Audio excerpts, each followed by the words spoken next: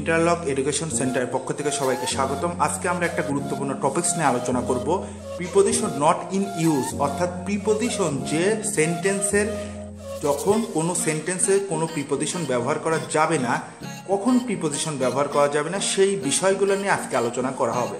যেরকম কিছু কিছু ভার্ব, যেরকম resign, resemble, investigate, recommend, sign, discuss, reach, enter, order, violate, এই ভার্বগুলোর আগে কিংবা পরে প্রিপোজিশন কখনোই ব্যবহার হবে না। যেরকম they have discuss the matter with me.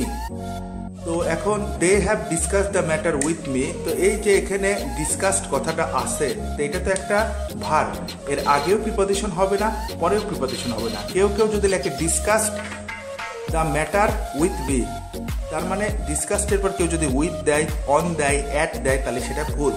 এরপরে the boy resembles his father, ছেলেটি দেখতে তার বাবার মতো। এখন যদি কেউ লেখে রিসেম্বলস উইথ, প্রিপোজিশন ব্যবহার করে, সেটা ভুল, তার মানে এর আগে আর পরে কোনো প্রিপোজিশন হবে না। একইভাবে he has resigned his post, সে তার পদ থেকে অব্যাহতি দিয়েছে, অ্যাট হিজ পোস্ট দেওয়া যাবে না।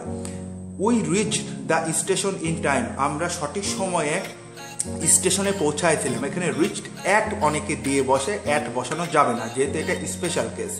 The police should investigate this crime, পুলিশের অবশ্যই এই অন্যায়টা বিষয়ে আবার পুনরায় ইনভেস্টিগেট করা উচিত কিংবা ইনভেস্টিগেট করা উচিত। তো এই ইনভেস্টিগেটের আগে এবং পরে কোনো প্রিপোজিশন বসবে না। আর একটা উদাহরণ থেকে আমরা দেখতে পারি, যদি অ্যাডভার্ব অথবা অ্যাডভার্বিয়াল ফ্রেজের আগে কখনো কোনো প্রিপোজিশন বসে না। যেরকম অ্যাডভার্ব বলতে আমরা কি বুঝি, যেটা কোনো নাউনকে কিংবা ভার্বকে প্রভাবিত করে। যেরকম the boy left the hostel bag and baggage, তার মানে বালকটি হোস্টেল পরিত্যাগ করেছিল তল্পিতল্পা সহ।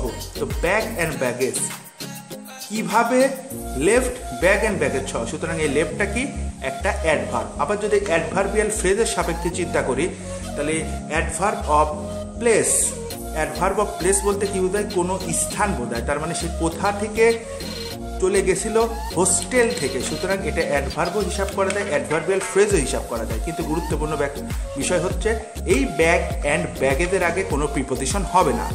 এবার দ্বিতীয় উদাহরণ, he tried heart and soul to pass the examination, তার মানে সে খুব চেষ্টা করলো, চরমভাবে চেষ্টা করলো পরীক্ষায় উত্তীর্ণ হওয়ার জন্য। তো এখন ট্রাইড মানে সে কিভাবে চেষ্টা করলো, হার্ট অ্যান্ড সোল, তার মানে ভার্বকে প্রভাবিত করলো হার্ট অ্যান্ড সোল, এই গ্রুপ অফ ওয়ার্ডটা, সুতরাং এটা অবশ্যই একটা অ্যাডভার্ব। আবার যদি চিন্তা করি adverb of reason, adverb of reason মানে কি, কোনো ঘটনা ঘটার কারণ, সে হার্ট অ্যান্ড সোল কেন চেষ্টা করতেছিল, টু পাস দ্য এক্সামিনেশন, ওইভাবে চিন্তা করলে আবার এটাকে অ্যাডভার্বিয়াল ফ্রেজ।